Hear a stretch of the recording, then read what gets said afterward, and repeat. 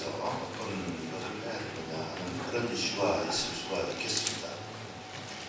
다음에는 오늘 처음부터 끝까지 계속 얘기하는 멀티 스테이크홀더 모델이라는 게 과연 어떻게 해석을 해야 되고 우리나라는 어떻게 이거를 받아들여야 되느냐, 그리고 좀 한 걸음 더 나가서는 우리가 어떻게 이 멀티 스테이크홀더 모델을 개발해야 되느냐, 이런 이슈가 있을 수가 있겠습니다. 이영훈 교수도 말씀해 주셨고 또 이 박윤정 교수께서도 이 멀티 스테이크홀더에 우리 한국적으로 어떻게 해석하고 어떻게 받아들이고 우리가 어떻게 이거를 키워나가야 되느냐 하는 그런 문제에 대해서 공부를 해주셨습니다. 다음에는 또 이런 문제도 있을 것 같습니다. 우리 국제사회에 대해서 인터넷 가버넌스가 계속 논의가 되는데 지금 가장 닥친 것은 WTPF, 이번 5월달 중순에 제네바에서 열리는 WTPF, 거기에 대해서 우리가 어떤 대응 자세를 보여야 되느냐, 어떤 그 포지셔닝을 가지고 임해야 되느냐, 이런 것도 하나의 이슈가 될 것 같습니다. 그리고 또 이런 이슈도 제기가 됐습니다. 이 멀티 스테이크홀더 모델에 아이카는 사실 어드바이저리 들어가 있죠. 자본으로 들어가는데 한국형 스타일의 한국형이라든지 아시아적인 컬처, 다른 나라의 이 컬처에서는 정부가 의결권을 갖는 그런 것도 가능하지 않느냐, 이런 이슈도 제기가 됐습니다. 그 다음에 이네스트 코퍼레이션, 그러니까 이네스트 코퍼레이션은 지금 현재 진행되고 있는 멀티 스테이크홀더 모델의 그러한 류의 거버넌스, 그 다음에 ITU를 중심으로 해서 기존의 유엔 체제가 가지고 있는 그 플래닝 포텐셜의 모델, 그런 것을 좀 더 발전적으로 우리가 해서 어떤 인스턴트 코퍼레이션 체제를 가질 수 있을 거 아니냐 하는 그런 방향을 우리가 모색하는 그런 국제적인 움직임이 있습니다. 그래서 인스턴트 코퍼레이션이 결국 뭐를 의미하느냐는 확실치는 않지만, 하여튼 지금 현상에서부터 우리가 조금 더 발전된 레벨의 코퍼레이션을 모색하는 그런 국제적인 이슈에 발맞춰서 우리나라도 이 인터넷 거버넌스적인 측면에서 지금보다는 조금 더 나은 우리의 거버넌스 모델을 찾아가는 이런 이슈가 또 있을 수가 있겠습니다. 그래서 이런 이슈들을 제가 던지고 여기 위원들께 의견을 좀 한번 듣고 자유롭게 토론하는 시간을 갖도록 하겠습니다. 근데 이제 여기에 먼저 우리 오익균 위원님이 어디 계신가? 오익균 위원님이 특별히 좀 준비를 해왔다 그럽니다. 토론을 좀 잘 이끌기 위해서 몇 가지 PT를 준비를 해 오셨는데 그거를 발표를 하신 다음에 토론을 하도록 하겠습니다. 예, TV를 부탁드립니다. 지금 오늘 주제 자체가 이제 인터넷 거버넌스에 대한 한국에서의 발전 방향을 생각하려고 또 국제적으로 움직이는 추세에 어떻게 대응할 것이냐를 논의하는데, 실제 TV를 조금 준비한 것은 지금까지는 한국에서 인터넷이 성장해 오면서 어떤 인터넷에 대한 그 리더십들이 있었고 거버넌스가 있었고 거기에서 어떤 디스커션들이 있었고 결정이 됐는지 잠시 좀 보는 시간을 갖도록 하겠습니다. 크게 지금 노란색으로 하는 부분이 지금 현재 오늘 대전에서 이거 스트리밍 컨퍼런스를 하고 계시는 정길란 교수님께서 1982년도에 SDN에 대한 이니셔티브를 하셨습니다. 그래서 83년도 카이스트의 SLM에서 운영을 하게 됐고 84년도에 카이스트 SDN은 학술연구망이 공식적으로 퍼지게 됐습니다. 요 84년도의 기점은 일본에서는 JUNET이라는 자파니즈 네트워크가 시작된 시점이 1984년입니다. 그래서 일본보다 조금 한국이 2년 정도 앞서서 SDA라는 학술 연구망이 시작이 됐습니다. 그래서 86년까지가 카이스트가 하나의 리더십이 돼가지고 한국의 인터넷이 태동이 됩니다. 그때 거버넌스를 이루고 있던 게 86년도에 SDN 커미티라는 것이 구성이 됐었고, 그 SDN 커미티는 실질적으로 그때 당시에 약 컴퓨터가 40개의 컴퓨터가 연결되어 있는 상태였고, 기관은 15개 기관이었습니다. 주로 학술적인 목적으로 대학교 연구소, 그리고 기업의 연구소, 이 정도로 지금 운영이 됐습니다. 그래서 약 40개의 컴퓨터가 15개의 기관에서 운영이 되면서 SDN NMC라는 네트워크 매니지먼트 센터라는 용어가 실제로 나타납니다. 그리고 실질적으로 지금 저희들이 알고 있는 KR이라고 하는 부분이 SDN NIC라는 네트워크 인포메이션 센터라는 형태로 해서 나타나게 되고, .kr이라는 지금 쓰고 있는 CCTLD가 RFC V01에서 시작이 되고 IP 어드레스의 최초 할당이 나갑니다. 동시에 86년도에 한국에서는 행정전산망과 같은 5대2년 전산망이 들어오면서 행정전산망이 SDN 자체를 리퍼런스 모델로 갖고자 하는 관심을 갖기 시작합니다. 그래서 노란 부분은 카이스트 정교한 교수님을 중심으로 한 이니셔티브였고, 녹색 부분은 그게 연구회 쪽으로 또는 학술적인 협의회 쪽으로 발전을 하게 됩니다. 그래서 87년도 개방형 연구회를 카이스트에서 다 아까 40개 컴퓨터나 15개 기관을 감당하기 어렵기 때문에 개방형 컴퓨터 연구회 쪽으로 넘기면서 오샤 SGINet이라는 워킹 그룹에서 거버넌스를 하게 됩니다. 그래서 모든 결정들이 특히 네트워크 인프라에 대한 결정들이 SGINet 쪽에서 일어나고, 그 다음에 거기에는 오샤의 SDN NMC라는 부분과 연구망, 교육망이 추가로 합쳐집니다. 88년도에 굉장히 중요한 이벤트가 있었습니다. .co.kr, h.kr, r.kr, go.kr, or.kr, nm.kr, 가장 기본이 되는 .kr의 세컨드 레벨 도메인이 SGINet의 워킹 그룹에서 결정이 됩니다. 지금 거버넌스라고 하는 논의 자체는 많은 사람들이 다재간의 이해관계자가 참석한다고 했는데, 실질적으로 SGINet은 100% 참석할 수 있도록 오픈이 된 상태였고, NMC는 노드 프로세서를 갖고 있는 기관들이 주로 익스체인지가 일어납니다. 여기에는 카이스트 같은 경우 설악이라는 호스트, 데이콤의 한라, 애트리의 송리, 그 다음에 세리의 가야, 이런 산 이름을 갖고 있는 NOC들이 주로 이루어졌고요. 그래서 그 발전된 것이 이제 계속해서 89년, 90년도까지 가게 됩니다.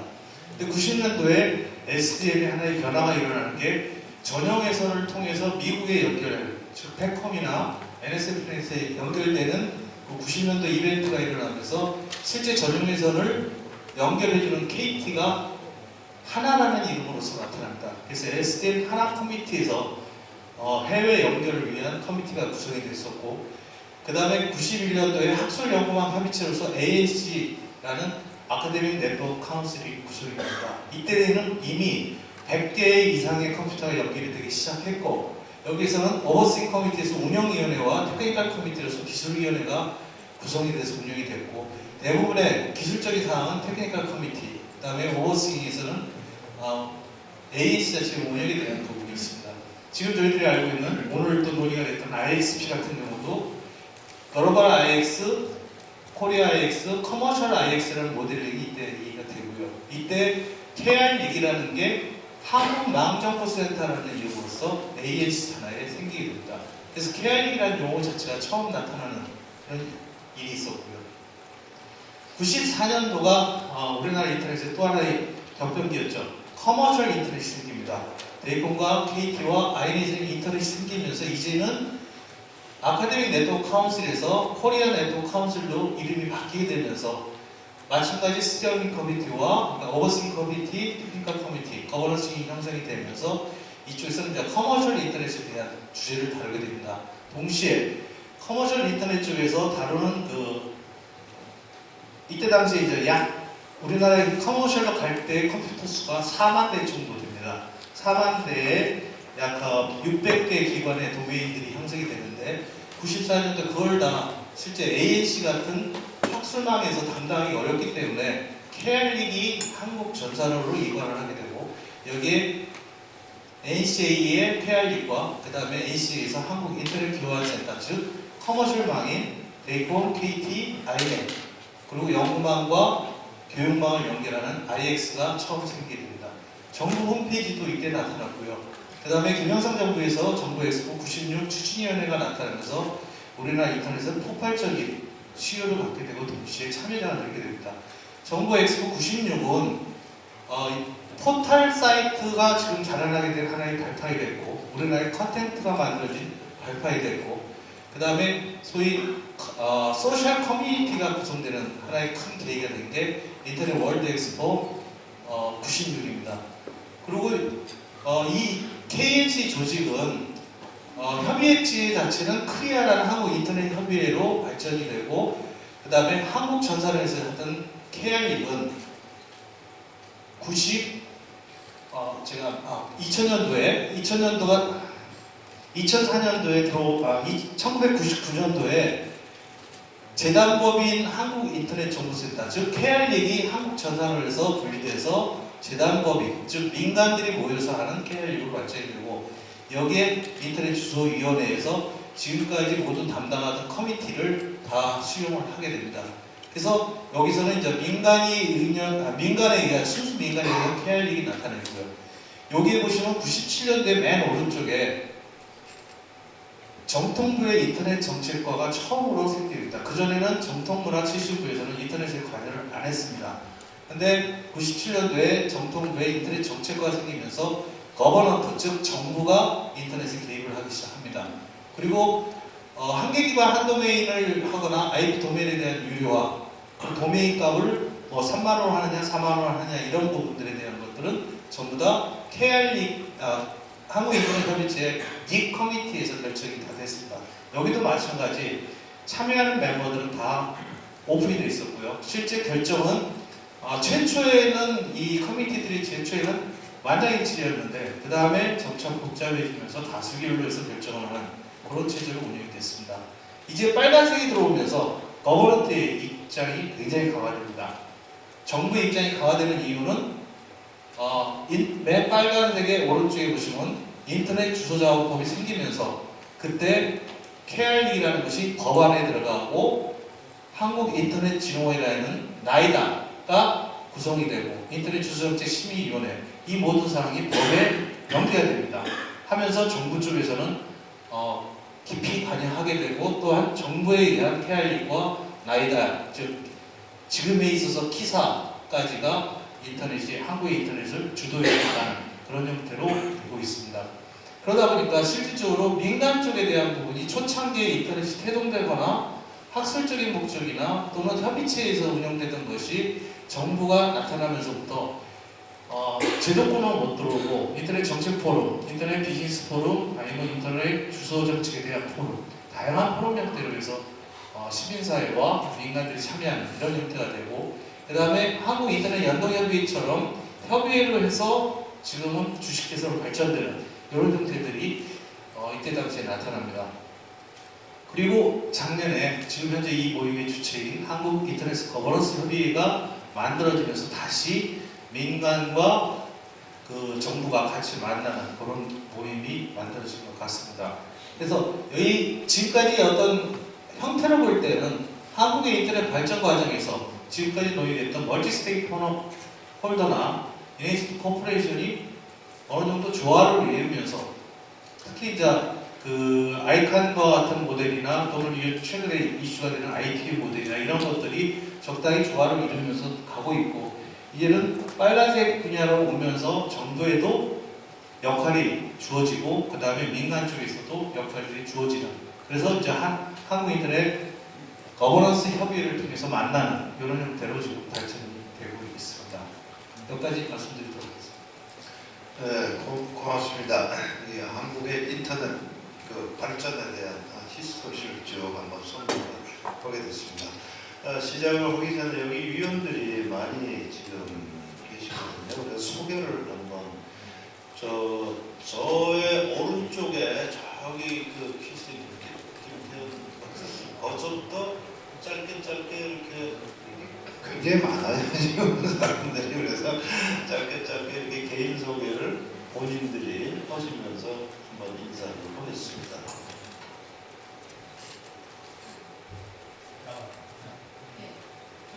정보통신정책연구원의 김태현 연구원입니다. 사실 저희 인터넷 가번스 쪽에 전문가로 참여한 건 아니고 ITU를 좀 따로 해왔고 그다음에 리퀴하고 WT 제품 교체됐지만 인터넷 관련 이슈를 다루는 회의에 참여하고 해왔기 때문에 그 관련된 논의에 대해 토론하기 참석해왔습니다. 네, 안녕하십니까. 한국인터넷진흥원 도메인 중심을 맡고 있는 황희규 팀장입니다. 아까 발제했는데요. 오늘 토론 참여는 아니라서 달리 공부할 말씀은 없습니다. 네, 참여 감사드립니다. 네, 조금 전에 발표 드렸던 현재 카이스트의 사이버바이오 연구센터 오입니다. 예, 저는 법무부 한결에 근무하고 있는 윤봉남 변호사라고 합니다.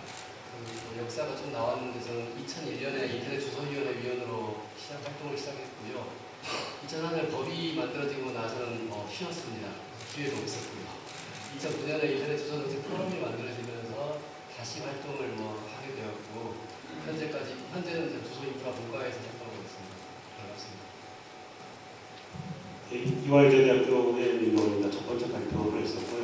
그다음에 1년 동안 주소정책 포럼에서 활동을 했었고 지금 이제 키바로 운영해서 하고 있습니다. 네, 아까 발표했던 방송통신대학의 이영원입니다. 아까 그저 발표를 하면서 여러 그 단체에 참여를 했었다고 말씀드렸는데 그게 제가 막 주도적으로 했다기보다는 사실 이렇게 주변에 지금 여기 몇몇 분들이 정말 적극적으로 활동하시는 거에 사실 제가 감명을 받아서 저도 따라서 참여하는 그런 경험입니다. 네, 감사합니다. 네, 안녕하십니까. 저는 미래창조과학부 인터넷정책과의 최명식 사무관입니다. 제 이 인터넷 가버넌스 업무를 맡은 거는 이제 한 달 됐습니다. 한 달. 이제 이런 자리를 제가 또 공부할 수 있게끔 이제 준비해 주신 키가 또 기사 감사드리고 또 이제 다다음 주에 또 이렇게 WTPF 회의가 있는데 이런 그 포럼을 이렇게 준비하고 또 이렇게 제가 이렇게 챙기면서 가버넌스에 대한 그 많은 그 정보와 지식들을 조금 제가 이렇게 학습할 수 있는 그런 기회가 됐었습니다. 감사드립니다. 카이스트 동원입니다. 네, 소비자정책 전문입니다.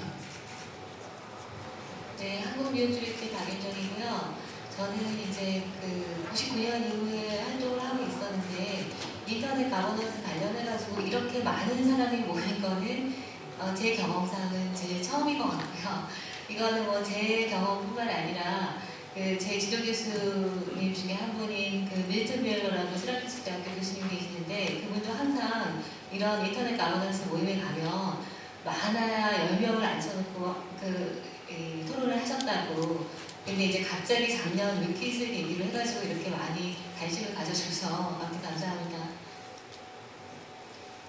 예, 저는 오픈넷이라는 시민단체에서 일하고 있는 남희석입니다. 예, 진보네트워크 센터에서 활동하고 있는 오병이고요. 현재 주소인프라 본과에서 활동하고 있습니다. 네, 그럼 소개가 끝났고요. 네, 지금 저희들이 시간은 정해져 있고 많은 토론자분들이 있으니까 아까 발표하신 분들은 이제 발표를 하셨고 저희는 이제 말씀하신 걸로 이제 치고 아까 발표를 하지 않으시고 오신 토론자분들에게 우선권을 드리겠습니다.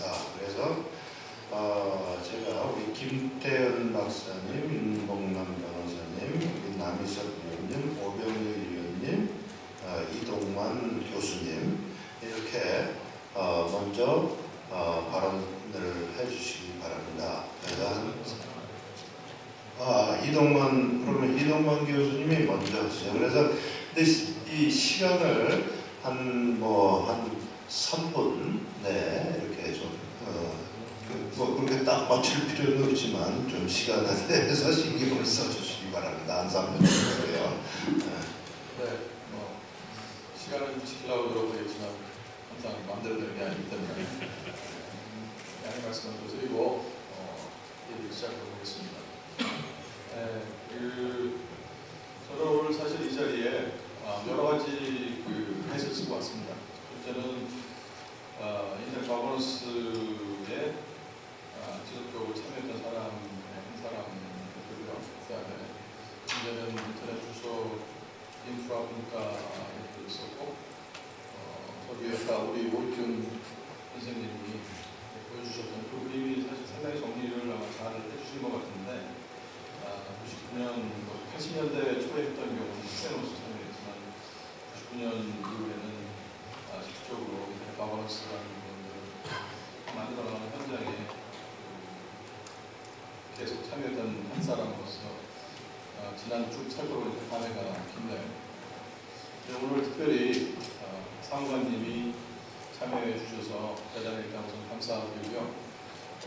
오늘이 마지막이 아니기를 왜냐하면 일단 처음에 오실 때는 궁금하셔서 오시는데 그 다음에는 이제 좀 공무원의 자세로 돌아가셔서 보고받는 눈치가 있기 때문에 안 오시고요. 그런 부분들은 좀 이번에 우리 차선님께는 변화된 요즘 창조 경제에서 패러다임 시프트도 핵심이라는데 그런 패러다임 시프트가 좀 있었으면 좋겠다는 말씀 일단 드리고요. 또 한 가지는 이제 조금 제가 또 쓰는 햇은 인터넷 주소 정책 심의회라는 게 있습니다. 우리나라에 방통위 시절, 방통 시절에 이제 방통위 미래부로 넘어갔는데 미래부 상황에서 법으로 인정받는 인터넷 관련된 유일한 위원회가 인터넷 심의위원회입니다. 그래서 제가 좀 인터넷 심의위원회 위원장으로 있는데 그 관계 부분에서 잠깐 좀 말씀을 드리고 싶어요. 그러니까 우리나라 인터넷 거버넌스 상황에서 보면 아까 여러 가지 얘기가 다자간 협의, 참여 이런 얘기 많이 나오지만 현재 우리나라 인터넷 주소자원법 상황에서는 주소정책 심의회만이 법적으로 인터넷 정책에 관해서 다자간 모습이죠. 물론 그 뽑는 포션은 우리나라 정부위원회의 구성 원칙에 따릅니다. 여성이 몇 프로에 되고 지방이 몇 프로에 되고 인간 몇 프로 이렇게 해가지고 하는 어쨌든 모양을 갖춘다고 다자간이라는 구색은 어느 정도 맞추고 있어요. 그게 유일한 부분이어서 혹시라도 정부에서는 멀티 스테이크홀더 모델을 잘 수행하고 있다라고 얘기할 수도 있겠지만 거기에 한계는 뭐냐면 이름 그 자체가 인터넷 심의위원회이기 때문에 심의회라는 거는 제가 영어로 써서 좀 죄송합니다. 자 색깔이 지금 갑자기 안 생각이 나면서 이게 리액티브한 거예요. 프로액티브하게 할 수가 없는 거예요. 심의라는 거예요. 뭔가 만들어져야 정부가 뭔가 의견을 만들고 그 의견에 대해서 검토를 하는 역할입니다. 물론 심의 정부 인터넷 주소 자원법에 따르면 모든 인터넷에 관련된 정책은 정통부 지금 그 당시 정통부 지금 이제 미래부 장관이 결정하기 전에 인터넷 주소 정책 심의를 거치게 되어 있습니다. 그래서 그렇지만 여전히 이게 대응하는 대사라는 게 문제고요. 아까도 앞에서 여러 선생님들이 말씀하셨지만 인터넷 거버넌스의 핵심은 다자간 참여라는 건 어떤 사안이 있을 때 많은 사람들의 이해단체들의 의견을 묻고 그걸 100% 그렇다고 해서 100% 찬성하는 모델은 아닙니다. 사람들의 컨센서스를 모아서 다수의 의견을 잘 반영하는 형태로 한다. 그래서 이제 제가 좀 제안드리고 싶은 거는 지금 아까 역사도 나오고 조금 이제 이영 교수님도 하셔서 저는 말씀하셨는데 제가 사실 좀 안타까운 게 뭐냐면 1999년 이후로 민간이 하다가 그 포인트가 98년, 99년에 KR력이 생기면서 KR력 모습은 전산원에 나와서 민간 검토로 돼 있었어요. 그래서 민간 형태로 되다 보니까 위원회 부분이 그 당시만 해도 상업화가 충분히 이루어지지 않아서 정부가 직접적으로 개입하지 않아도 큰 문제가 되지는 않았습니다. 근데 그로 인해서 한 몇 년이 지나서 2004년에 굉장히 우리나라 전기가 있었는데 주소자원법이라는 것이 만들어져서 정부가 그때부터는 이게 사업화가 심해지니까 공공재라고 좀 여전히 생각을 하는데 그거는 여전히 논란이 많습니다. 다른 기회 때도 말씀드렸으면 좋을 것 같고 공공성 부분이라는 거는 늘 있는 부분이어서 우리가 인터넷이나 걸 누구나 다 같이 쓰고 있으니까 그 면에서 공공성의 의미에 대해서 정부가 이렇게 계획해서 조사한번이 만들어졌는데 좋은 의미에서 저는 만들어졌다고 생각하는데 모든 거를 다 정부가 가능한다는 차원에서 거기서 또 약간의 이 엇박자가 좀 생기기 시작한 것 같아요. 그러니까 제가 이제 그 면에서 보면 주소 NNC나 뭐 이런 거다가 이게 인터넷 발전협의회라는 이름으로 다시 시작을 했는데 2006년 이후로는 이 민간위원회가 없어졌어요. 그러다가 2009년에 인터넷 발전협의회라는 이름이었다가 작년에 인터넷 거버넌스 협의회라는 걸 했는데 이 위원회 발전협의회 부분은 초기에 그래도 조금 뭐 서로 양보를 한 거죠. 그러니까 민간 쪽이나 정부 쪽이나 정부에서 이제 좀 이거를 하나하고 싶으니까 이름을 붙여서 그래도 그 위원 구성할 때는 많은 의견을 들었습니다. 근데 발전협의회로 넘어오면서 거버넌스 협의회에 넘어오면서는 그때도 이름 바꾸는 거에 대해서는 완전히 정부에서 담당과에서 개인적인 의견인지 하여튼 정부 의견인지 모르겠지만 그런 컨센서스 절차 없이 이게 발전협의회가 발전을 못하고 거버넌스라는 거로 이렇게 바뀌었어요. 뭐 시대에 부응하는 어떤 형태로 되는 건지 모르겠는데 제가 이제 결론만 말씀드렸습니다. 너무 좀 시간 많이 썼기 때문에. 그래서 가급적이면 오늘날 우리나라가 새 정부 들어서면서 선진국 얘기도 하고 창조적 인재 패러다임의 전환 서로 간에 얘기 많이 하자 하는데 그런 차원에서 본다 보면 이런 부분에는 조금 그 정부가 이제는 역할은 하는 거는 굉장히 좋은데요. 조금 더 품있게 이 인터넷에 관여하는 많은 분들의 능력을 조금 믿으시고 그러니까 뭐 심의에는 뭐 법적인 부분에 당장 바꿀 수가 없지 않겠습니까? 그러나 최소한 인터넷에 관련된 여러 가지 정책 부분들을 의견을 모으고 할 때는 다자간 말들이 이 자연스럽게 만들어질 수 있도록 조금 한 발짝 좀 물러서서 봐주시는 게 좋지 않을까. 오늘 이런 모습, 이런 자리가 그런 것을 만들어내는 시발점이 됐으면 좋겠다는 그런 말씀 드리고 싶습니다. 이상입니다. 네, 고맙습니다. 이동광 교수님. 우리 거버넌스 협의라든지 이런 것들이 앞으로 이 다자간의 의견을 충분히 반영될 수 있는 그런 협의가 되는 방향으로 발전하는 게 좋겠다는 말씀이었습니다. 다음에 제가 그냥 질문을 할까요? 우리 김태훈 박사님 말씀해 주시겠어요? 저는 인터넷을 한 사람이 아니기 때문에 오히려 내부 사정을 잘 모르기 때문에 오히려 글로벌 가비넌스라는 부분을 이게 잘 안 들리는 거예요? 다른 방법에서 좀 한번 봤는데요. 사실 ITU가 인터넷 값을 논의할 수밖에 없는 상황이에요. ITU 자체가 아까 약화됐다는 얘기를 하셨지만 150년 역사 가진 기술과 인터넷 발전하고 자유화되고 시장이 강해지면서 실제로 전파라든가 몇몇 분야 빼놓고는 먹거리가 없는 상태가 된 것도 분명하고요. 인터넷을 당사자인 기업, 뿐만 아니라 다 다루고 있는 상황에서 이것은 우리 것이 아니라고 안 다루지도 않았고 사실은 많은 논의나 연구들도 수집을 되고는 있습니다. 그게 지금 아이칸의 범주인이 아니라는 문제를 떠나서 그리고 위시스를 기점으로 해서 위시스를 근거로 해서 많은 인터넷 관련 그 결의라든가 그런 것도 제한이 되어 논의가 되지만 내부적으로 이게 IT의 맨데이트냐 아니냐라는 그 선진국들의 반발에 부딪혀서 매우 늦게 진행이 되고 있는 것도 사실이고요. 위킷 같은 경우도 결과적으로 작년 연말에 어떤 결과물이 국내에 알려졌지만 위킷을 개최하느냐 마냐는 논의만 10년이 걸렸습니다. 물론 그 위킷이라는 다 엇물려서 WTPF가 인터넷으로 주제로 논의가 된다라는 식으로 속도가 좀 빨라지고 있는 것도 분명하고요. 그 기구가 가지고 있는 그런 필요성도 있지만 회원국들이 수요 자체가 그 기구의 방향성을 정하게 되는데 국제기구 한 나라가 한 표 권한 갖고 있고 또 그 특히 수가 많은 개독들이 세력으로서 말을 하고 있는 국제기구에서 자기네들 훨씬 보이스가 큰 나라들이 인터넷 이슈 역시 다루고 싶어 하는 것도 당연한 상황이 되고 있고요. 아이칸에서 제가 아이칸 잘 모르겠지만 개도국은 분명히 그 안에서 입지가 적을 것이라고 예상이 되고 그거는 개인적 영향의 문제가 크겠죠. 그러니까 내부적으로 그런 영향 갖추지는 못할